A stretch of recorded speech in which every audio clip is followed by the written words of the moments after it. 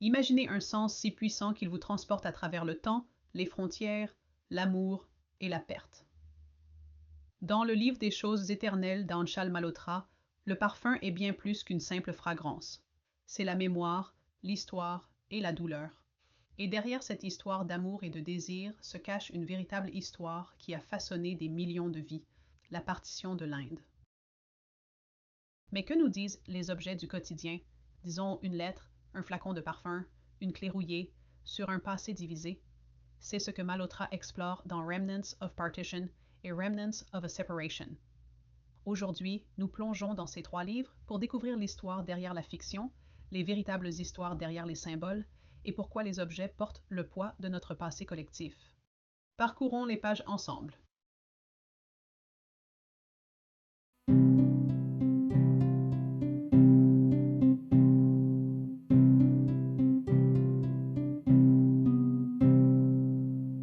Bienvenue à Gateway Books par Kristans, où la fiction historique ouvre la porte à l'histoire réelle. Je suis Cindy Cruz, votre guide passionné de livres vers le passé, et aujourd'hui, nous avons un épisode vraiment immersif devant nous. Nous plongeons dans le livre des choses éternelles, un roman qui mêle amour, perte et parfum avec l'impact sismique de la partition de l'Inde. Mais comme toujours, nous ne nous arrêtons pas à la fiction ici, nous allons plus loin. Pour comprendre pleinement le monde de ce roman, nous explorerons les 2 œuvres historiques d'Anshal Malhotra, Remnants of Partition et Remnants of a Separation. Ces livres nous apportent les véritables histoires de ceux qui ont vécu la partition en utilisant des objets du quotidien comme une lentille sur leur mémoire. Alors, installez-vous confortablement, peut-être allumez une bougie qui sent la nostalgie et explorons ensemble le pouvoir du parfum, de l'histoire et de la narration. Et si vous aimez ces plongées profondes, n'oubliez pas de liker et de vous abonner. Cliquez ci-dessous maintenant. Allons-y. Plongeons dans le monde du livre des choses éternelles, un roman qui n'est pas seulement une histoire, mais une expérience. Imaginez un monde où le parfum est mémoire, où le parfum n'est pas seulement une fragrance, mais un réceptacle d'histoire, d'amour et de désir. Anshal Malhotra nous emmène au début du XXe siècle, au cœur de Lahore, où 2 amants se retrouvent pris dans les marées de l'histoire. Ce livre est une vaste fresque qui combine romance, histoire et l'expérience sensorielle profonde des parfums. Au cœur du roman se trouvent Samir, un parfumeur hindou, et Firdaus, une calligraphe musulmane. Leur amour éclot dans un Lahore encore indivisé, encore entier, mais à mesure que l'histoire avance, la partition de l'Inde en 1947 menace non seulement leur histoire, mais aussi leur monde entier. Ce qui était autrefois une patrie partagée devient une terre divisée, imposant des choix impossibles et des pertes dévastatrices. L'un des aspects les plus captivants du roman est l'utilisation du parfum comme métaphore de la mémoire. Pensez-y, combien de fois une odeur vous ramène-t-elle à un moment de votre passé? L'odeur de la pluie, par exemple sur la terre sèche, ou le parfum d'un être cher, ou l'odeur d'un vieux livre. Malhotra utilise le parfum comme un dispositif narratif, imprégnant le roman d'une richesse sensorielle profonde qui rend l'histoire immédiate et personnelle. Les compétences de Samir en tant que parfumeur lui permettent de capturer des moments dans une bouteille, distillant non seulement des ingrédients, mais aussi des émotions et des histoires. Cependant, le livre des choses éternelles n'est pas seulement une histoire d'amour, c'est aussi une méditation sur l'identité et l'appartenance. Le roman pose la question de savoir ce qui se passe lorsque la terre que vous appelez chez vous devient soudainement un pays étranger. Où appartenez-vous lorsque les lignes sur une carte changent du jour au lendemain? Samir et Firdaus incarnent ces questions, chacun affrontant ses propres luttes alors que la partition les force à suivre des chemins séparés. Et ce n'est pas seulement un décor fictif. La partition de l'Inde en 1947 a été l'un des événements les plus violents et traumatisants de l'histoire de l'Asie du Sud. Des millions de personnes ont été déplacées, des communautés entières ont été déracinées et des familles ont été déchirées. À travers Samir et Firdaus, nous obtenons une perspective profondément humaine de ce que cela signifiait pour des gens ordinaires qui n'avaient jamais demandé la guerre, la division ou l'exil. L'écriture de Malhotra est poétique et également profondément documentée. Elle ne se contente pas de nous raconter ce qui se passe, elle vous le fait ressentir. Le roman dépeint Lahore avant la partition comme une ville pleine d'art, de culture et de croyances entremêlées, puis la contraste avec la dévastation et la perte qui suivent. Le lecteur éprouve le chagrin de voir un monde se désintégrer, de voir l'amour lutter contre des forces absolument hors de son contrôle. Et c'est ce qui rend le livre des choses éternelles si intense. Il ne s'agit pas seulement du passé, mais de la manière dont l'histoire persiste dans le présent. Il s'agit de la façon dont les souvenirs d'une maison perdue peuvent être portés dans un parfum, un mot ou un objet. Et c'est une histoire qui semble profondément pertinente aujourd'hui. Les frontières continuent de diviser les gens, les conflits religieux et politiques façonnent encore les destins, et la migration reste une expérience humaine déterminante. Le roman de Malhotra nous rappelle que l'histoire n'est pas seulement quelque chose qui se passe, c'est quelque chose qui vit en nous et dans nos histoires, dans nos sens et dans ces choses qui nous sont chères. Alors, pourquoi devriez-vous lire le livre des choses éternelles? Parce qu'il vous transportera, parce qu'il vous rappellera le pouvoir de la mémoire, des parfums, de l'amour et de la marque indélébile de l'histoire dans nos vies. Si vous aimez la fiction historique qui vous immerge complètement, c'est un livre à ne pas manquer. Maintenant que nous avons exploré la fiction historique créée par Malhotra, tournons-nous vers l'histoire réelle qui l'a inspirée. Dans Remnants of Partition, Malhotra passe de la fiction à l'histoire orale, recueillant des récits de vie de ceux qui ont vécu la partition de l'Inde. Et ce ne sont pas seulement des personnages sur une page, ce sont de vraies personnes qui ont emporté leur passé avec elles de manière des plus inattendues. Plongeons-nous dedans. Si le livre des choses éternelles nous montre à quel point l'histoire peut être personnelle à travers des personnages fictifs, les vestiges de la partition le fait avec des voix réelles et des objets tangibles laissés par l'un des bouleversements les plus significatifs du XXe siècle, la partition de l'Inde. On parle souvent de la partition en termes de chiffres, des millions de déplacés, des centaines de milliers de tués. Mais qu'en est-il des histoires individuelles, des souvenirs portés non pas dans les livres d'histoire, mais dans les objets du quotidien que les gens ont emportés avec eux ou laissés derrière eux? C'est le cœur de Remnants of Partition. Anshal Malhotra aborde l'histoire différemment. Elle ne se contente pas de documenter des faits, elle collecte des souvenirs. Elle interviewe des personnes qui ont vécu la partition et leur demande quels objets ils ont emportés avec eux lors de leur migration. Ces objets, tels que des lettres, des ustensiles, des morceaux de tissu et même de la terre des terres ancestrales, deviennent des symboles de perte, de nostalgie et de résilience. L'un des récits les plus émouvants dans Remnants of Partition est celui d'un homme qui a fui ce qui est aujourd'hui le Pakistan pour l'Inde, ne portant avec lui qu'une poignée de terre de sa maison d'enfance. Pendant des décennies, il a gardé cette terre dans une petite bouteille, un morceau littéral du passé qu'il pouvait toucher. Le simple acte de préservation témoigne de la douleur de l'exil, du poids émotionnel d'être déraciné et du besoin désespéré de s'accrocher à quelque chose de tangible d'une patrie perdue. Le travail de Malhotra nous rappelle que l'histoire ne se passe pas seulement dans les manuels scolaires, elle se déroule dans les cuisines, dans les conversations et dans les objets que nous chérissons. Une clé de maison rouillée transportée à travers la frontière peut sembler insignifiante pour un étranger, mais pour son propriétaire, c'est la preuve d'une maison qui a existé, d'une porte qui ne s'ouvrira peut-être jamais plus. Un autre récit puissant dans le livre décrit une famille qui, dans le chaos de la partition, a laissé derrière elle un Coran orné qui était dans leur famille depuis des générations. Des années plus tard, un étranger du même village qui avait également migré, mais dans la direction opposée, leur a rendu le Coran, s'assurant qu'il retrouve ses propriétaires légitimes. Cette histoire témoigne des liens humains qui transcendent les frontières politiques et des amitiés et de la bienveillance qui survivent malgré tout. Ce qui rend Remnants of Partition particulièrement captivant, c'est son accent sur la manière dont ces objets, aussi petits soient-ils, agissent comme des témoins de l'histoire.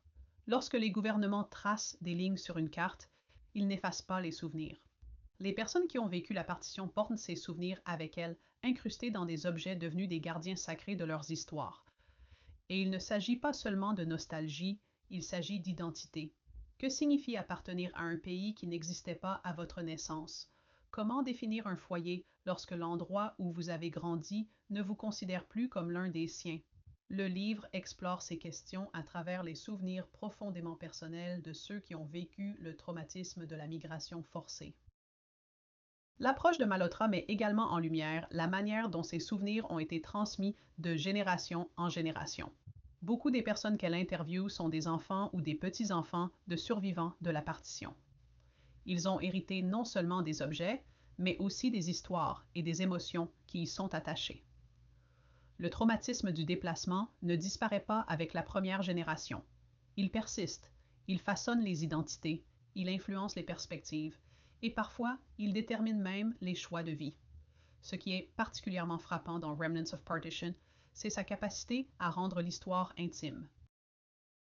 Il est facile de considérer la partition comme un événement politique majeur, mais Malhotra la ramène à un niveau humain. Le livre est rempli d'anecdotes personnelles, de moments émouvants et d'histoires de résilience qui donnent vie à l'histoire d'une manière qu'un manuel scolaire ne pourrait jamais vraiment atteindre. Alors, pourquoi ce livre est-il important aujourd'hui? Parce que les cicatrices de la partition existent encore. Les frontières tracées en 1947 continuent de façonner la politique, les relations et les identités en Inde, au Pakistan et maintenant au Bangladesh. Et au fil des générations, il devient encore plus crucial de documenter ces histoires personnelles avant qu'elles ne soient perdues à jamais. Les vestiges de la partition est bien plus qu'un simple récit historique, c'est un pont entre le passé et le présent, entre le personnel et le politique, entre la perte et le souvenir. Cela nous rappelle que l'histoire n'est pas seulement quelque chose que nous lisons, c'est quelque chose avec laquelle nous vivons chaque jour. Maintenant, allons plus loin. Explorons comment Malhotra poursuit ce voyage de narration et de préservation. Si Remnants of Partition se concentre sur l'histoire de la partition à travers des objets, Remnants of a Separation adopte une approche encore plus intime, allant au-delà des objets pour plonger dans les souvenirs profondément personnels de ceux qui l'ont vécu. À travers une série d'histoires orales, Malhotra donne vie aux voix de ceux qui ont vécu l'une des plus grandes migrations forcées de l'histoire humaine. La partition est souvent réduite à des cartes, des dates et des statistiques, mais Remnants of a Separation nous rappelle que l'histoire est vécue à travers des individus. Le livre se concentre sur des histoires d'Inde et du Pakistan, mettant en avant les récits de personnes qui ont été forcées de quitter leur foyer en emportant seulement ce qu'elles pouvaient et parfois seulement leurs souvenirs. Ces histoires sont troublantes, déchirantes et profondément émouvantes. L'un des aspects les plus captivants du livre est la manière dont Malhotra dévoile non seulement la douleur de la séparation, mais aussi les complexités de l'identité. Que signifie être né dans un pays qui n'existe plus de la même manière? Comment la mémoire évolue-t-elle lorsqu'une patrie devient un lieu inaccessible, accessible uniquement à travers des histoires? Ce sont les questions que les vestiges d'une séparation cherchent à explorer. L'un des récits les plus émouvants est celui d'une femme âgée qui décrit comment, jeune fille, elle a quitté sa maison à Lahore du jour au lendemain, croyant qu'elle reviendrait dans quelques jours. Elle n'a emporté que quelques vêtements, un peigne et un livre préféré. Les jours sont devenus des semaines, les semaines des mois, et elle n'est jamais revenue. Des décennies plus tard, elle a toujours le livre, un rappel tangible d'une maison qui appartient maintenant à quelqu'un d'autre. Un autre entretien raconte l'histoire d'un homme dont le père possédait une entreprise florissante dans ce qui est devenu le Pakistan. Lorsque la famille a fui vers l'Inde, elle a été contrainte de repartir de zéro.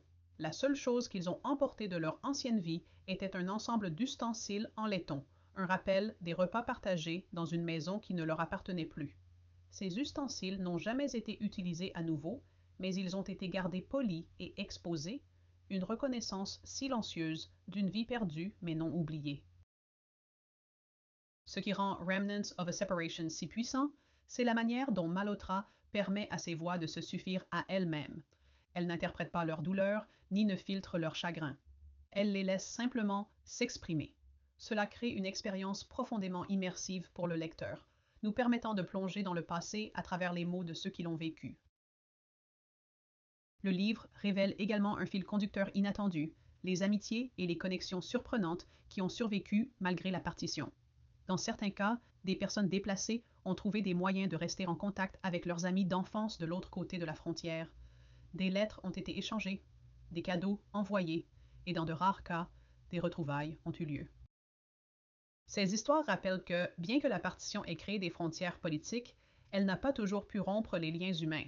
Et au-delà des souvenirs personnels, Remnants of a Separation explore également comment le traumatisme de la partition a été transmis à travers les générations. Beaucoup des personnes que Malhotra a interviewées sont des enfants ou des petits-enfants des survivants. Ils parlent d'avoir grandi dans des foyers où la partition n'était jamais discutée ouvertement, mais où sa présence était omniprésente, certains héritant d'objets du passé sans en connaître la pleine signification avant bien plus tard. D'autres ont grandi en entendant des histoires fragmentées qu'ils n'ont assemblées qu'à l'âge adulte. Le livre soulève également des questions cruciales sur la mémoire elle-même. Comment nous souvenons-nous? Que choisissons-nous de préserver et qu'est-ce qui s'efface avec le temps? Alors que la dernière génération de survivants de la partition vieillit, il y a une urgence à documenter leurs histoires avant qu'elles ne soient perdues à jamais. Le travail de Malhotra fait partie d'un effort plus large pour s'assurer que ces voix soient entendues, que ces histoires soient reconnues et que la douleur du déplacement ne soit jamais oubliée. En réfléchissant aux vestiges d'une séparation, il devient clair que la partition n'est pas seulement un événement historique. C'est une expérience vécue qui continue de façonner des vies aujourd'hui. Les frontières ont peut-être été tracées, mais l'écho de la partition perdure dans les histoires, les héritages et les identités de ceux qui s'en souviennent. Et maintenant que nous avons exploré à la fois Remnants of Partition et Remnants of a Separation, rassemblons tout cela. Comment ces livres se connectent-ils avec le Book of Everlasting Things? Que nous apprennent-ils sur l'histoire, la mémoire et le pouvoir de la narration? Concluons le tout. 3 livres, une histoire, d'innombrables vies à jamais changer.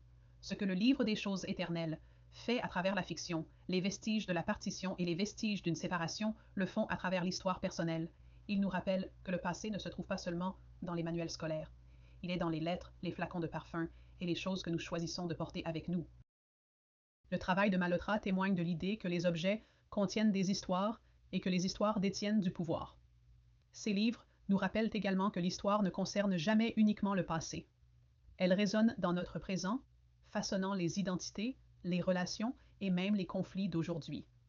L'héritage de la partition se fait encore sentir en Inde et au Pakistan, où les frontières divisent les nations, mais ne peuvent jamais vraiment diviser les liens humains. En lisant et en nous souvenant de ces histoires, nous honorons la résilience de ceux qui ont vécu ces événements et nous nous assurons que leurs voix ne se perdent pas avec le temps. Merci d'avoir écouté Gateway Books par Crestance. Si vous avez apprécié le voyage d'aujourd'hui, n'oubliez pas de vous abonner et de laisser un avis. Vous aimez tellement les livres que vous aimeriez les porter? Nous avons ce qu'il vous faut.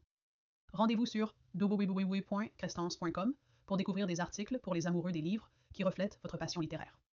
Et n'oubliez pas, vous pouvez obtenir 3 livres audio gratuits avec un essai de audiobooks.com. Il vous suffit de cliquer sur le lien ci-dessous. Jusqu'à la prochaine fois, continuez à lire et à explorer le passé à travers les pages de grands livres. Je suis votre hôte, Cindy Cruz. À bientôt!